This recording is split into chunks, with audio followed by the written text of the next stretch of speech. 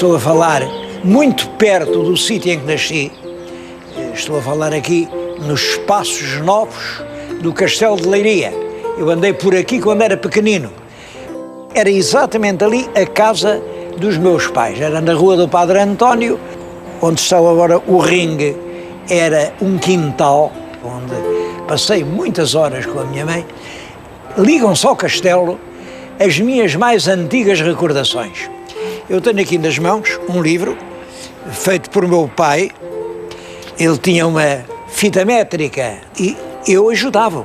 O meu pai ia desdobrando, contava os metros, tinha uma bússola e fazia o desenho do muro. Foi assim que ele fez esta planta do Castelo de Leiria, que continua ainda hoje a ser a única. Isto estava muito longe de ser o que é, estava muito arruinado, era pouco mais que um grande montão de pedras e trabalhava-se então na ressurreição do Castelo de Leiria.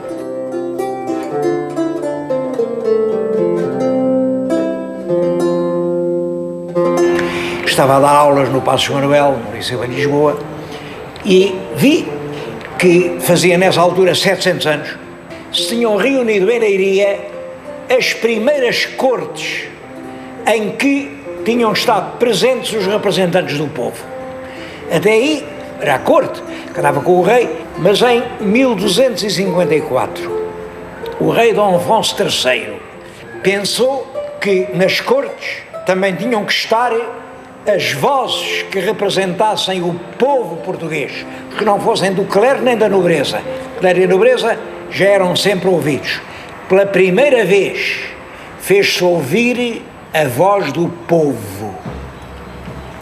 Escrevi um artigo em que contava a evolução da história de Portugal e depois explicava. Isso não é uma pura efeméride histórica, isto é muito importante para a própria consciência que Portugal tem de si próprio como nação. E aí o Governo de Lisboa faz um decreto a dizer que a cada data de 1954 deveria ter uma comemoração de tipo nacional. Então resolvemos convidar todos os presidentes das câmaras portuguesas. Presidia o Presidente da República, que era o General Carveiro Lopes, estava o Bispo de Leiria. O discurso político foi-me confiado a mim e foi uma festa realmente extremamente emocionante. Mas por que razão é que o rei Dom Afonso III convoca estas cortes para a Vila de Leiria em 1254? Ainda hoje as ideias andam muito hesitantes sobre o que realmente se passou. Todos os documentos provam que a época do rei Dom Sancho II, que vai desde a morte do pai até que o Papa em Roma substituiu pelo irmão, é uma época atribulada para Portugal. Todos os documentos de antes mostram um reino violentado. Os de depois mostram uma monarquia organizada. As leis do Dom Afonso III são leis de extrema importância para restabelecer a ordem no país. Há uma lei muito importante, isto é em 1251, vem pôr cobro à prisão preventiva. Vem dizer que as pessoas presas devem primeiro ser presentes aos juízes da terra e a todos deve ser dado um defensor. Só que o rei, para governar bem, precisava de dinheiro e o país estava pobre. Havia um sistema que era a quebra de moeda. A moeda que corria era toda metal e o rei mandava recolher toda a moeda circulante, mandava-as fundir outra vez. Mantinha o mesmo valor nominal, mas realmente a moeda passava a valer muito menos. Parece que o Dom Afonso III fez isso em 1247, ainda antes de ser rei. Ora, segundo um costume que já vinha dos visigodos, a quebra só se podia fazer de 7 em 7 anos. Quando chegou a 54, precisava de fazer outra. Mas a quebra da moeda prejudicava sobretudo os mercadores. para os fidalgos e para os abados dos mosteiros. Tanto fazia. Moeda forte, moeda fraca, eles não usavam moeda. Agora, os mercadores das cidades faziam os seus negócios em dinheiro. E realmente, uma desvalorização de 25% era uma coisa terrível. Portanto, eles não queriam e preferiam fazer um acordo com o rei. Em vez do rei fazer essa alteração da moeda, entregavam essa receita em dinheiro e o rei desistia da quebra da moeda. Tudo indica que as cortes que o rei mandou reunir em Leiria em 1254 foram exatamente para combinar quanto é que eles deviam pagar para evitar a quebra da moeda.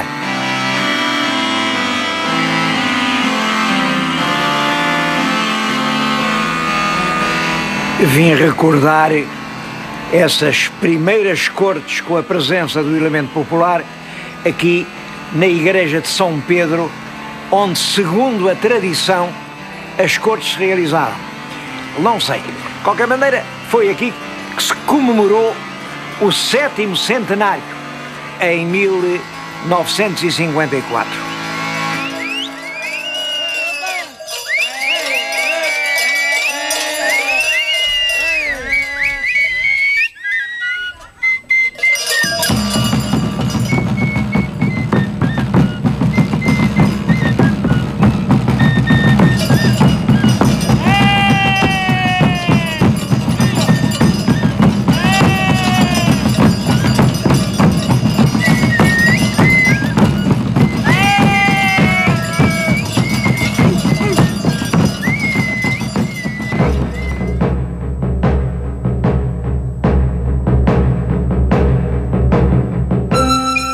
Aqui, no Castelo de Leiria, el rei Dom Dinis e a Rainha Santa Dona Isabel tiveram um passo, viveram um longo tempo, talvez uma grande parte da sua vida foi aqui, se não foi, olhem, nesta sala, foi num lugar muito perto. Dom Dinis nasceu em 1261, é o Dom Dinis que é rei em 1279, portanto, sobe ao trono com 18 anos e vem a reinar em Portugal durante 46 anos. A primeira preocupação terá sido a de qualquer rapaz de 18 anos, casar. Dom Dinis escolhe uma das princesas de maior prestígio na Espanha e na Europa, nem mais nem menos que uma filha do rei Pedro o Grande, rei de Aragão. Em seguida, ele tem que regularizar um problema que o pai lhe deixou, que é as questões com Roma. A Igreja considerava-se com certos direitos, direitos de impostos, direitos de isenções, direitos de propriedade, quase tudo estava nas mãos da Igreja. Ora, isso não é mal nenhum, só que os bens da Igreja não pagavam imposto. Por isso, já um antepassado do Dom Dinis, o grande rei Afonso II, tinha publicado uma lei a proibir as igrejas de adquirir mais bens. A Igreja tem o que tem, mas ninguém mais pode deixar coisas à Igreja. Dizia-se isso que eram bens de mão morta, só que ninguém quis saber da lei do Dom Afonso II. E aí o Dom Afonso III disse, alto lá, eu anulo todas as dádivas da Igreja, leis de desamortização. Só que aí os bispos protestaram e o Papa disse, não pode ser, o senhor está a interferir com direitos que a Santa Amada Igreja tem em Portugal. O senhor é obrigado a respeitar tudo quanto é de Igreja, a acabar com essas leis pecaminosas, e se não fizer isso, primeiro, o senhor fica excomungado, depois é todo o reino que é interdito, depois é os seus vassalos que deixam de lhe obedecer, finalmente é o senhor que deixa de ser rei de Portugal. E é fulminado por todos esses decretos que morre o rei Dom Afonso III, e o Dom Dinis, aos 18 anos, acha-se com isto. Um reino excomungado, E isso resolveu-se com a chamada Concordata dos 40 artigos. Bem, não era tanto como os bispos queriam, não era tanto como o rei pretendia, mas enfim, era uma negociação de consenso muito prudente que restabeleceu a paz entre Roma e a coroa de Portugal. E é aproveitando-se dessa paz que o rei pôde agora, por exemplo, criar uma universidade, o Estudo Geral, que é pedido ao Papa em 1289. Portanto, foi primeiro preciso fazer a paz e depois criou-se o Estudo Geral.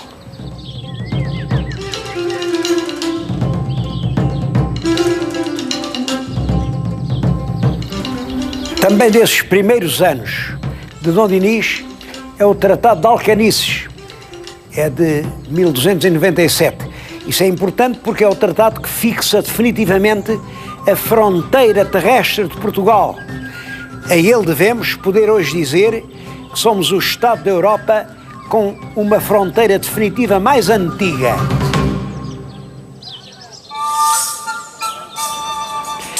Mas há muitas outras medidas positivas tomadas pelo rei Dom Dinis. É ele quem cria numerosas feiras francas, é ele quem cria casais de lavradores. Muitos desses casais vieram a dar aldeias e algumas delas são hoje vilas e sedes de concelho. É, por exemplo, ele que ordena que os documentos oficiais de futuro sejam todos redigidos em português, porque até aí eram redigidos em latim.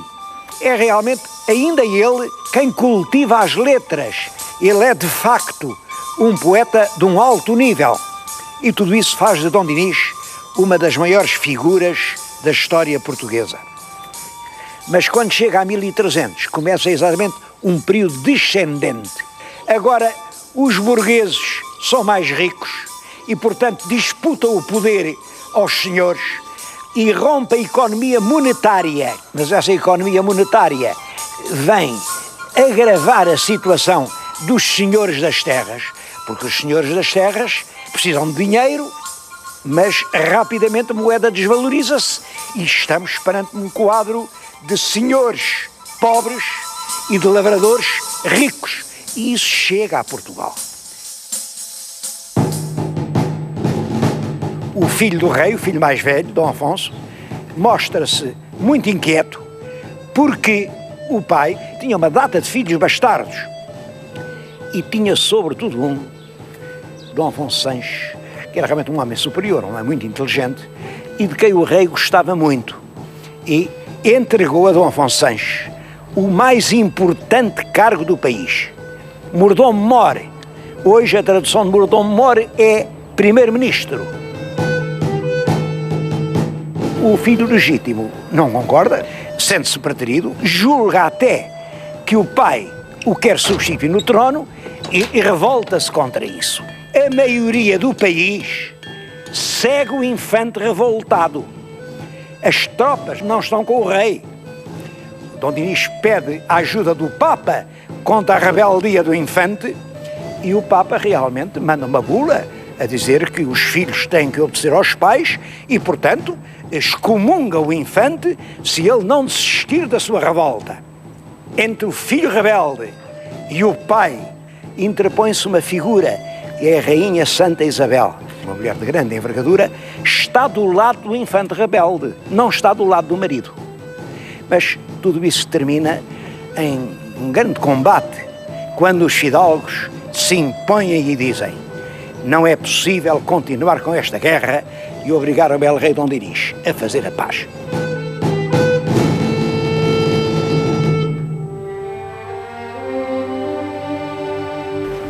Eu estou aqui na Senhora da Encarnação, lindo templo. Aqui se pôs a primeira pedra, a 24 de setembro de 1588. Depois, presente o reverendo Cabido e Duque de Vila Real e muito povo. entre esse muito povo, devia estar um menino que então teria 10 ou 11 anos. O menino chamava-se Francisco Rodrigues Lobo.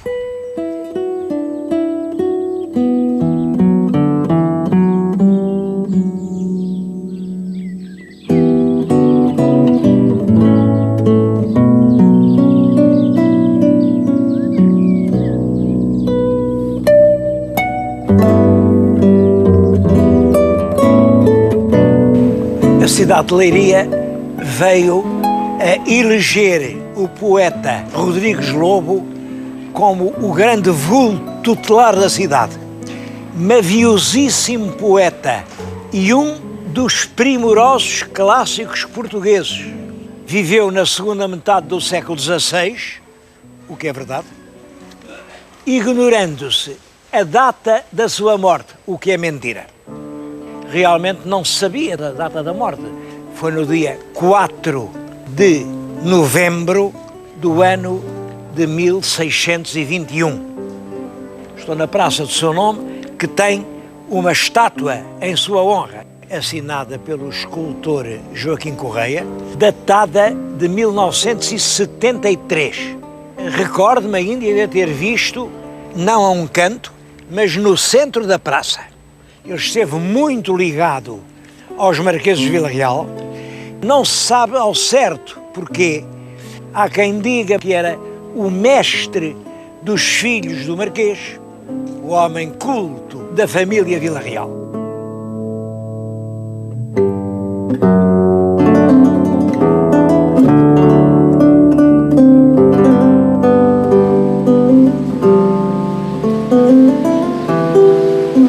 A corte na aldeia são 16 diálogos sobre a maneira de estar no mundo, de conversar, de desempenhar missões, enfim, a vida. E o diálogo 8º é sobre a maneira de falar. E ele dá esta lição. O primeiro instrumento da prática é a voz. A voz que há de ter estas propriedades. Primeiro, ser clara, branda, compassada, porque a voz escura confunde as palavras. A áspera e seca tira-lhes a suavidade. A muito delgada e feminina faz imprópria a ação do que fala. E a muito apressada impede e revolve as razões que por si podem ser muito boas. As sobrancelhas, quando estão muito altas, parece que se está pasmado. Quando estão muito baixas, parece que está zangado. E é toda essa imagem do falar que ele nos descreve. Ele tinha nascido aqui em Leiria. Eu estou-lhes a falar aqui junto das nascentes do Rio Lis, que ele cantou. Ele considerava este rio o rio mais bonito da sua vida. Sem favor, porque de facto é dos trechos mais bonitos da Extremadura portuguesa. Estudou em Coimbra e é lá ainda que ele escreve o primeiro livro, que é A Primavera. É um livro com versos bonitos, versos muito simples.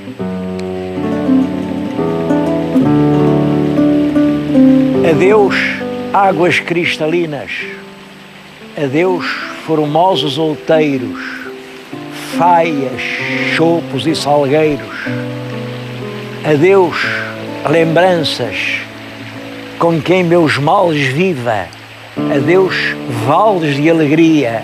Adeus, montes de esperança. Adeus, formoso penedo, onde, com tanta vaidade, fixei as minhas saudades que me apagaste tão cedo. Adeus, prado. Adeus, pastores, vassalos deste amor cego. Adeus, águas do Mondego, a fonte dos meus amores.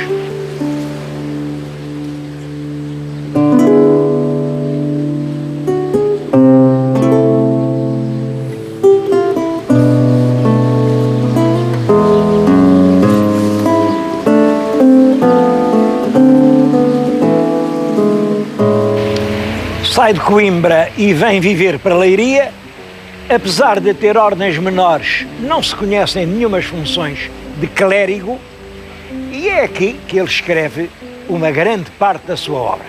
Além daquela Corte na Aldeia, escreveu também O Pastor Peregrino, é uma novela, enfim, de amores românticos e bucólicos. O Desenganado, um livro que ficou célebre, O Condestável, é a vida, em decassílabos, do condestável Dom Nuno Alves Pereira. O fim de Rodrigues Lobo é trágico. Agora isto passa-se em 1621, portanto, anda ele nessa idade, 40 anos, é um homem novo. Vai a Lisboa e vão tomar um barco a Santarém. Há uma ponta de vento muito súbita e o barco volta-se. O próprio Rodrigues Lobo morre afogado. Esse fim trágico, e é claro, emocionou alguns poetas. Houve até poetas, e um poeta que no seu tempo tinha muito prestígio, o Dom Tomás de Noronha. Diz que lá no céu até os deuses se riram por aquele homem ter morrido na água quando naturalmente devia morrer no fogo. Ele achava que o Rodrigues Lobo era cristão novo, isto é, que tinha sangue de judeus nas veias, portanto não devia morrer afogado, devia naturalmente morrer queimado. Hoje, todos nós acharíamos repugnante fazer esse humor negro à volta de um homem que, apesar de tudo, foi um grande escritor português. Nós conseguimos definitivamente varrer das nossas mentes esse odioso preconceito. Isso significa um grande progresso moral. E quando se vê que são possíveis progressos tão grandes, pode manter-se viva toda a chama da nossa esperança.